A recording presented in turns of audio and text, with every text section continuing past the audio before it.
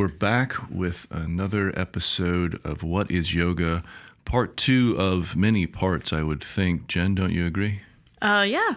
So- At least 8 parts. At least eight parts. Last time we talked about, or in part 1, we talked about yamas and niyamas, and I hope you could stick with us through that long and lengthy episode. Lots to cover there. If you haven't listened to it, it's not required that you listen to part 1 first, but it might be worthwhile at some point to go back and take a listen as we discuss yamas and niyamas in relation to what is yoga, as we discuss it in the framework of Patanjali's Yoga Sutras. Mm-hmm. So today, we are going to discuss asanas. Asanas. Yeah, so... What is an asana, Andrew? Why don't you tell me, young student? Young student. The postures. Yeah, the of physical yoga. work. The physical work, which I believe probably 95, if not 99% of everyone who begins their journey with yoga starts with the physicals. Would you agree with that? I think in an earlier episode, I called the yoga studio or the yoga postures the gateway drug to yoga. Yeah, I'd like to, kind of reword that and rephrase it, but it is, for a lot of people, your first step into a yoga journey is doing the yoga postures.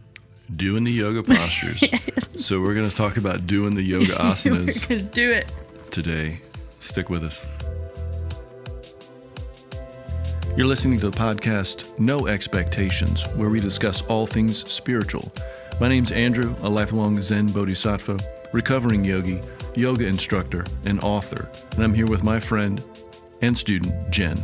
I'm a busy mom, a cyclist. I love to spend time in nature and on my mountain bike, and a yogi. I've been asking myself bigger questions about being on a spiritual path, and I've been asking Andrew a lot of bigger questions about this journey. And we invite you to join us on it. Maybe we'll make you laugh, maybe we won't. No expectations.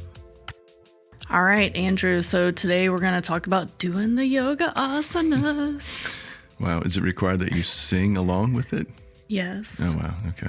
I mean, if I'm going to take a yoga class and there's no music, then, I'm going to... How dare you not listen to music during yoga asana? Okay. Rant card down. Okay, rant card. The rant card may come out today. So if you have a rant card at home, go ahead and grab it. You can play along at home. Yoga asanas. So the, what we would say, third limb of yoga. Yeah. On Patanjali's Yoga Sutras. The physical work.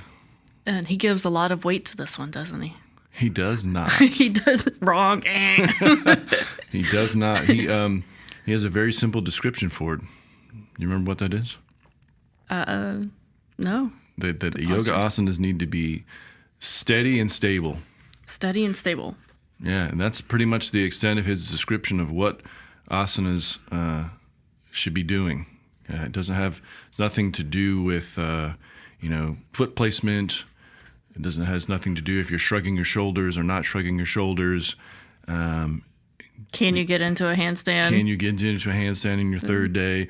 Does not. There also are no pictures of yoga asanas in the Yoga Sutras. Very disappointing. First time I heard that. I was like, wait, what? There are no pictures. I need pictures. And he only mentions asana twice. Yeah. In his book. In the whole thing. So he doesn't really concern himself with it too much. When we think about asanas, the physical postures, poses is what it's sometimes called. You'll hear it referred to in a yoga studio.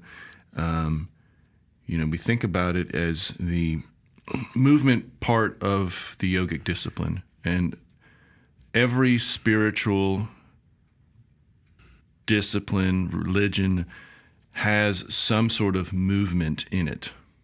Mm-hmm. So asanas are the movement principles for the yogic discipline. I think about martial arts as the movement part of Buddhism.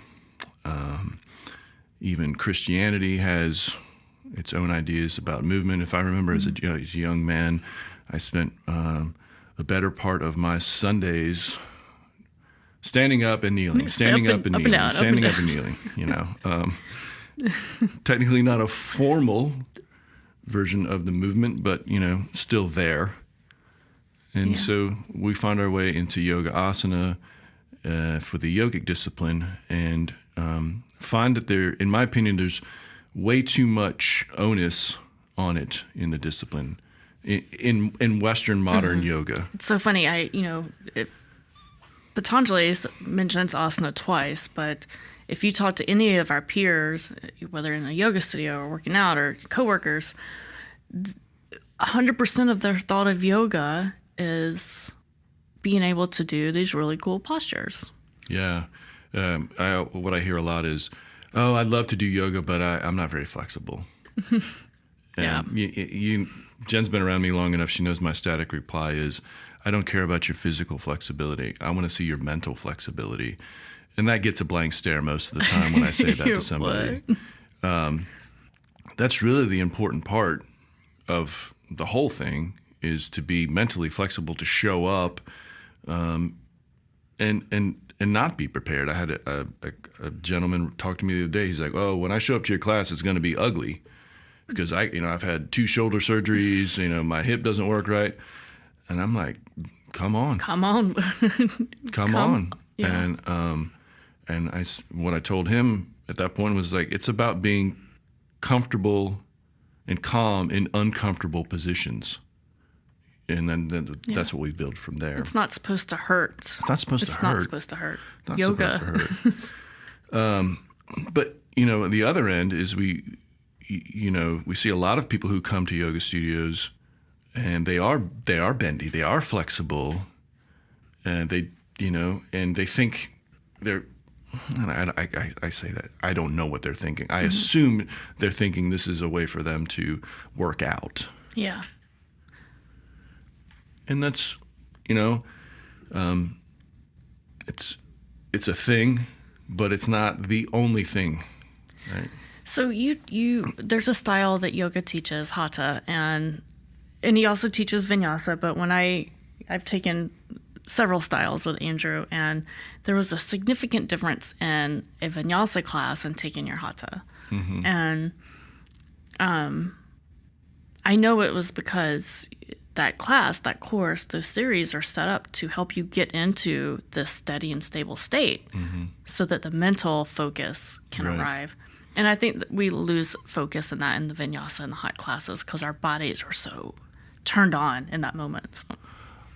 Yeah, the hatha is a meditative purification practice where you need to be still.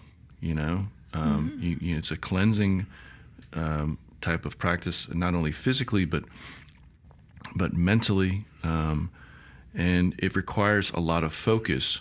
And when I teach a faster class, I seem to attract a different sort of student to those classes. Mm-hmm. And those vinyasa classes, or a power class, or a hot class, people are coming to be distracted. And in my opinion, it takes away from what we're really there to do, is really to focus on the things that we need to focus on. Our connection to our body, our breathing, our thoughts.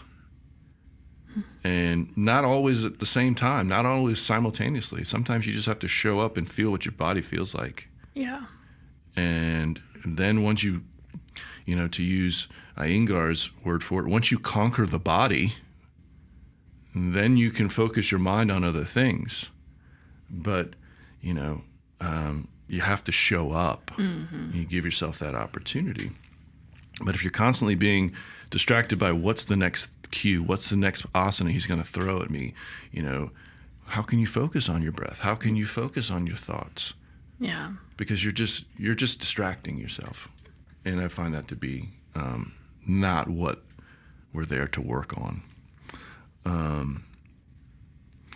So thinking about what Iyengar says is, I was a student in the Iyengar discipline. If you haven't read BKS Iyengar's book, Light on Yoga, it's a good place to start. Go ahead and read the first part and disregard all the pictures. He does have pictures. There's a You lots got a of book with pictures in there. Nice. I'd say it's almost 75% of the book is pictures. Because he is quite bendy, let's put it that way. But what I like about what he said in the intro to the book was many people possess great control over the body, but lack control over the mind, the intellect, and the self. Hence, they are in disharmony with themselves.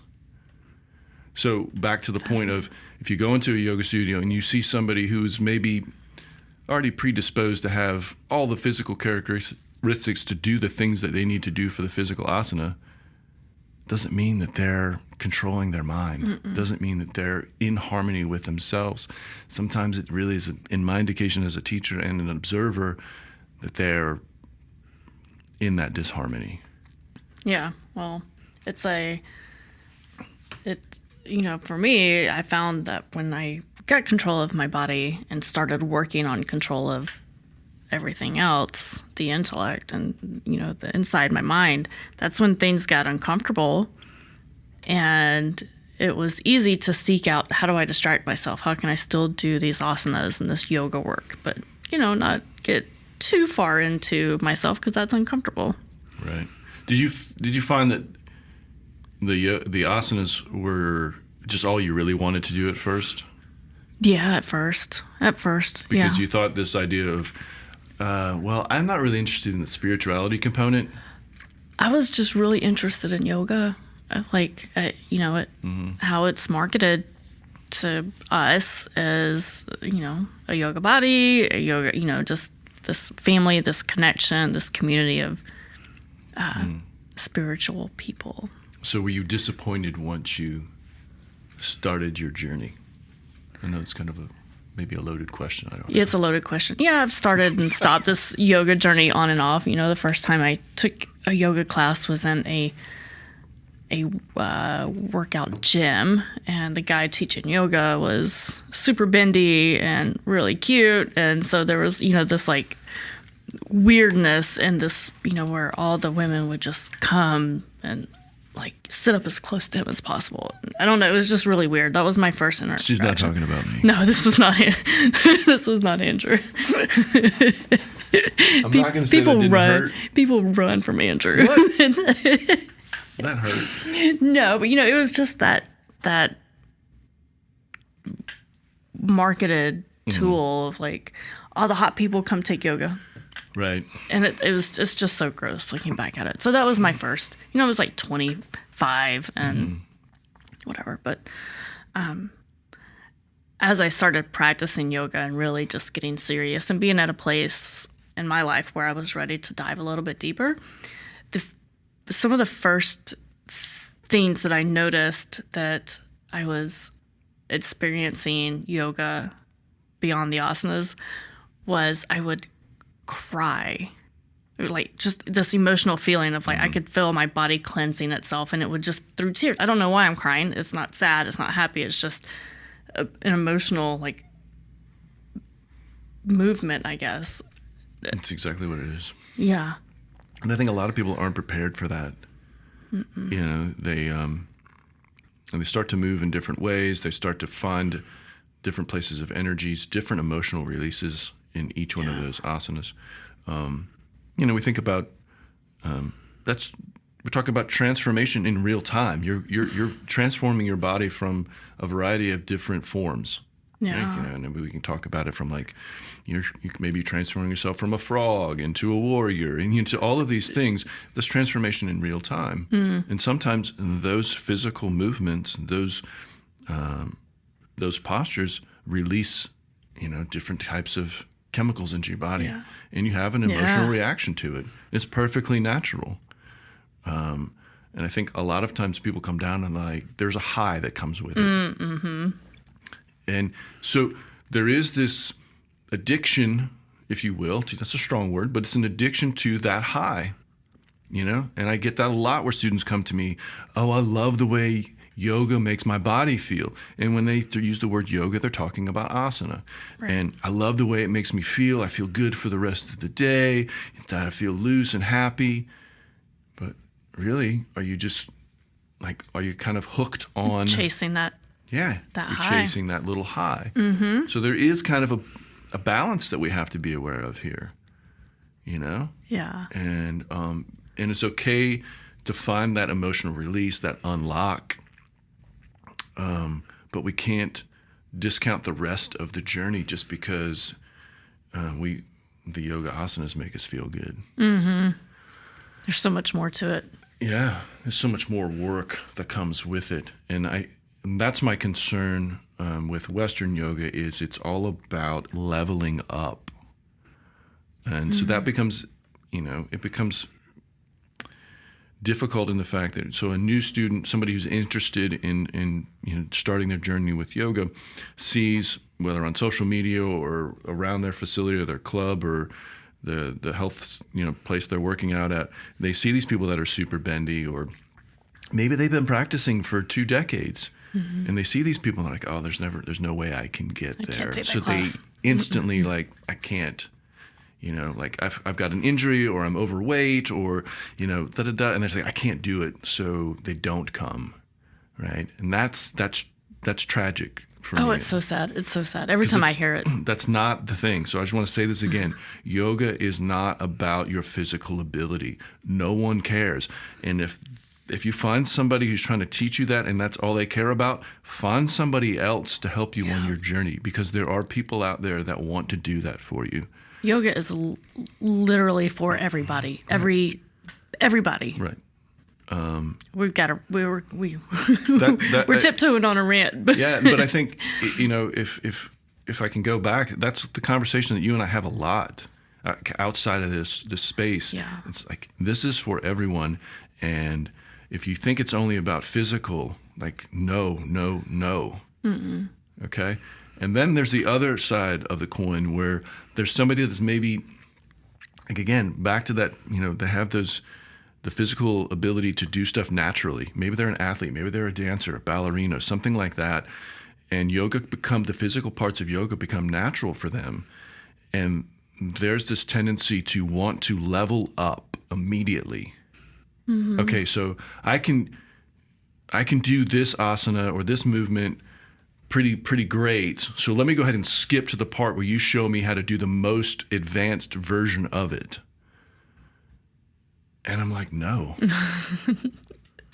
And I think we may have talked about this on another episode where somebody asked me to do that, to teach them an advanced asana, where I had just met them. Like, they had just come to one of my classes, and like, hey, they hung out after class. They said, hey, can you show me this? I said, no. And they're like, why not? I was like, because I'm going to deprive you of that journey. right. Because it's not even the fact that I don't know you, but I also don't know that you have the physical and mental prerequisites that requires you to move to that place. Yeah, and it requires a trust on Right. both the student and the teacher. One of my many teachers that I went to, the first journey to meet this teacher, I was very interested in learning from her. And I reached out to her, and she offered me to come in for a meeting. And it was not where I opened up my wallet and gave her my credit card and signed up for her teaching. Mm-hmm. She wanted to know me. She wanted to understand my journey with the discipline. And after we talked for a few minutes, or maybe it was an hour, I don't know, it seemed like a long time, she said, okay, well, here's how it works. I want to have a conversation about your mental abilities. Mm-hmm. And I said, okay. She said, well, I want you to do, she goes, can you do Shirshasana, a headstand in the middle of the room? Oh. And I said, yeah, sure. I can do that. She goes, can you do it for 7 minutes without support of the wall or anything else? And I said, yeah, I think I can do that. And so I set up in the middle of the room in a headstand, and she proceeded to bring in a class behind her, and she started teaching her regular class while I stood there, or was inverted in this headstand for 7 minutes. I was surprised that I was struggling as much as I did to get to 7 minutes. And once I got down, she came over to me and she says, okay, it appears that we can work together. Right? Okay. It was her testing my not only physical ability, but mental ability. Yeah. And also playing with my own ego, seeing what my ego was like. Yeah, I mean, all those people coming in, I could Right. see how, oh no, they're watching me. Oh no, fall out of, it would be so easy to lose your Right. mental focus. And if I hadn't gone through the journeys with other teachers to get to that place, I wouldn't have been able to learn from that person. And so it's not always about leveling up. Enjoy the place where you Yeah. are. And sometimes it might take 3 to 5 years. I had another teacher, that was her thing all the time was, that's a 5-year asana. Nice. And that means you practice your asanas every day, and I mean every day, Yeah. for at least 5 years before we even have the conversation about that one you want to work on. 5 years? Look, lady, can I skip to the... Can we just fast forward? Can I skip to the part where I can just do this? But it's not just physical. Yeah. It's battling the ego and battling, all these other compassion with yourself. And Yeah. But, it is, from a physical standpoint, it is required to create those prerequisites yourself. You have to Yeah. build those things. You can't just instantly, if you haven't, if you hadn't ridden a bike in 20 years and you decide you want to compete in an Ironman, you don't just start by jumping on a bike and going 30 miles, right? You start small. yeah. And the same thing here, but for some reason we want to skip. For some reason yoga doesn't, we don't think about it the same way. I want to skip. Yeah. Give me the part where I can take a picture of myself on Instagram and the world just loves me for it. Yeah. Can we skip to that part? No, there's no skipping in yoga, especially the asanas. You do have to practice them every day. I haven't practiced in a class studio in a long time, and I miss that regular practice. Right. But again, it is making your body fit, a fit vehicle, simply so you can work on the spiritual part of it. Mm-hmm. In a Zen way, we think about it as a rider on the back of a horse. The horse needs to be fit and well fed and taken care of because that's the vehicle for the rider, and the rider is the mind. Okay. And if we don't have a fit and healthy vehicle, then the mind is not going to work. It's not going to function. It's not going to be here. So we need to do the best we can to take care of ourselves. And yoga asana is one of those ways. But my challenge for all of you is to, whether you're starting a yoga asana practice or you're deep into it, is to not give it too much credence in the overall journey with it, with the discipline of yoga. Yeah. Don't think so much into wanting to level up. Yeah, just be happy with where you are. It's going back to being present. If you find yourself into a challenging position where you're struggling with stuff, think about that and going, okay, where am I right now? And not where do I need to be tomorrow? Mm-hmm. And not where was I yesterday? Yeah. And definitely not what the person next to you is doing. Yeah, that's a real, that takes you to Bummerville. Yeah, it does. Man. Yeah, because when you walk into a room, you never know. And I think that's a lot of big pressure for people too, who just starting out is like, well, I don't want to look like a fool. Right? Yeah. Start small with yourself. Start small with yourself. And then, but there are good places to go be part of a community. So find your community, whatever that is for you. I no longer teach at yoga studios, and I teach at a large club for a simple reason of the fact that yoga studios have their own little kind of closed world for me. It's kind of insular. Yeah. But when I teach at a large club, I get the opportunity to work with a variety of different people from different backgrounds and provide them a different level of connection with the discipline instead of, hey, who wants to do some yoga? Who wants to sweat? Let's do it. Let's do it. You know, providing that in a different way, which maybe that member or, you know, would not go to a yoga studio because they don't want to, they feel like, oh, I'm not advanced enough. Yep. Not flexible enough. So find your community, find your home, and work there, or maybe just work at home.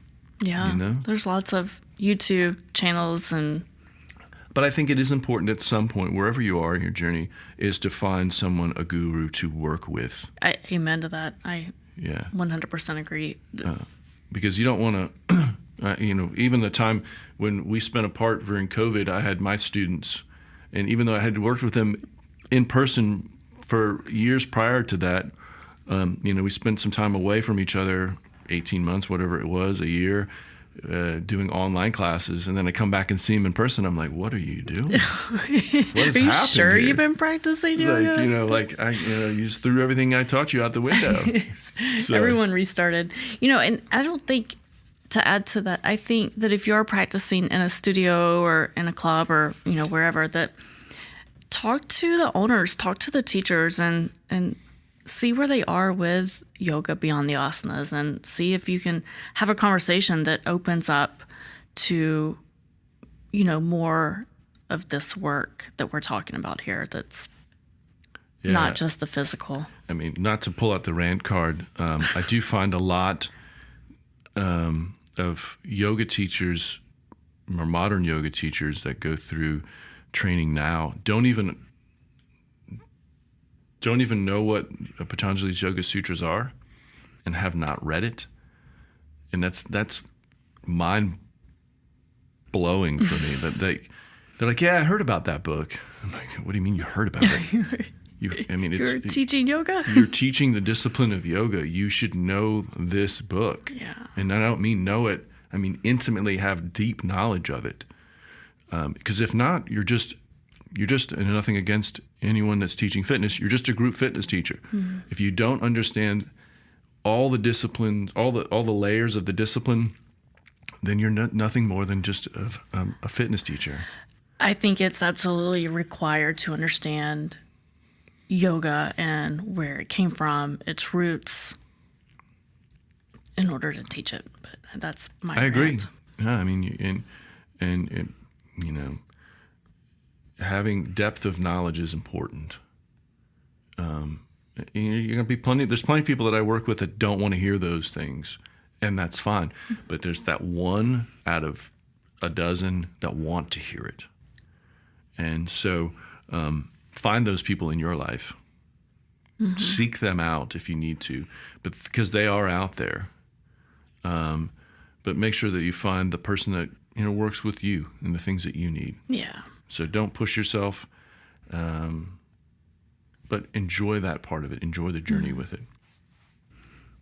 Asanas. I'm sure we'll have more to talk about it. The rant card only came out. We just basically tiptoed on the rant card. It wanted to come out. You know what? Use the asana to tame the mind. That's important.